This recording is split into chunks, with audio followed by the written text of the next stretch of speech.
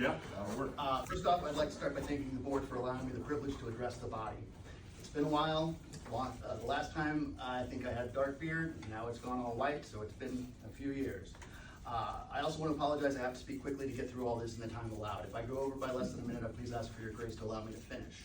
For those that have not met me, my name is Jim Cloud. I grew up in Macoupin County. I'm a proud Blackburn alumni and a current resident of Gillespie. I had intended on presenting on a topic near and dear to me, U.S. science, discussing how scientists had come from Macoupin and how the substantial cuts to the U.S. science and medical community ripple all the way to Macoupin County. However, certain events have come to light that warrant I postpone that discussion in favor of something more pressing. Before I go into that, I want to share something that gave me a great deal to think about at the last General Administrative Committee meeting last week.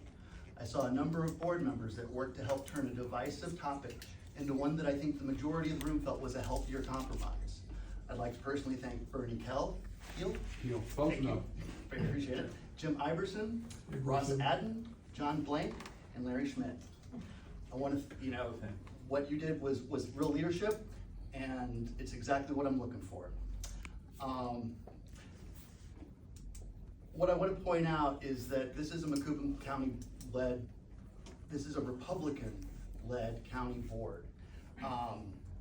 The Macoupin Republicans, if I recall correctly, currently have 15 of the 18 seats that comprise the county board, who represent all the citizens of Macoupin County. The first point I want to make is this. The county board is, for all intents and purposes, a direct representation of the Macoupin Republican Party.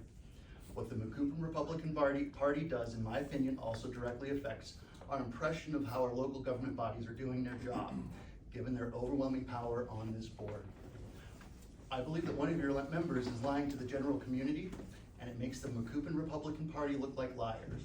It undermines not only your private organization's credibility, it undermines the entire county board's credibility. I have one question to ask before I proceed with the rest of the talk, and in the interest of time, I just ask that you raise your hand. Who runs the official Macoupin County Republican Facebook page and comments under that page under the moniker? There are 3 admins. Okay, so you're one of them. Yes. All right. Well, what does this have to do with the county board? Oh, it has a lot to do with it. First off, you've blocked me from the Macoupin Republicans page for simply sharing credible and accurate information. You have also made false claims on the same page that you have not blocked me. You have also limited other Macoupin citizens' free speech on said page by either deleting comments or limiting the view of comments.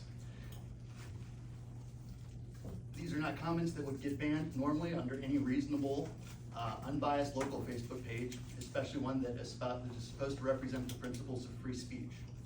Before I go into my proof, I want to add that I will not tolerate when any community leader that is misleading the public.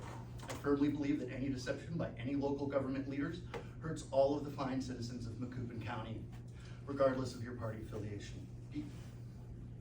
You've got a minute 47 too, by the way.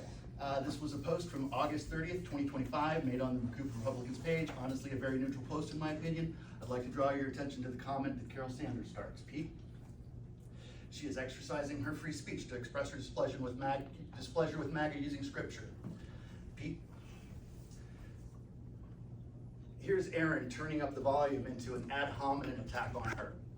Again, that's a Macoupin County board member talking down and mocking people of the community. Pete? We don't need to read all of this right away, but I want to be clear that I'm not skimming over anything or presenting a false narrative. I'll just add that at least Aaron had the decency there to say, I'm sorry for your loss related to Carol's COVID-related family member's death. Pete? It's a bunch of ChatGPT jargon that Aaron spouts out. Pete? More of it. Pete? And then this is where I stepped in. I'm a scientist and I will not go into my credentials at this time, but Aaron and I attended Blackburn together and he is well aware of the fact that I am not hesitant to claim, or that I am hesitant, is aware of that fact. And while I am hesitant to claim that I am an expert in many branches of science, I have a skill that it can adequately detect a good deal of pseudoscience. That is the comment that got me banned from the Macoupin Republicans page. Pete? 30 seconds. Yep, I can tell you that Eric Napute, who is the context there, also a Carlinville native whose pseudoscience is a whole conversation in and of itself, is peddling absolute nonsense. It is dangerous medical misinformation that Eric would also parrot peddling on his own Facebook page earlier this year. Even the Department of Justice went after Eric for this. Pete? September 24th of this year, There was an exchange, a little left further down, please. Someone asked if, made a point that, you know, That maybe is you'd have. 5 minutes. All right, you want me to quit? I can quit. Yep. All right.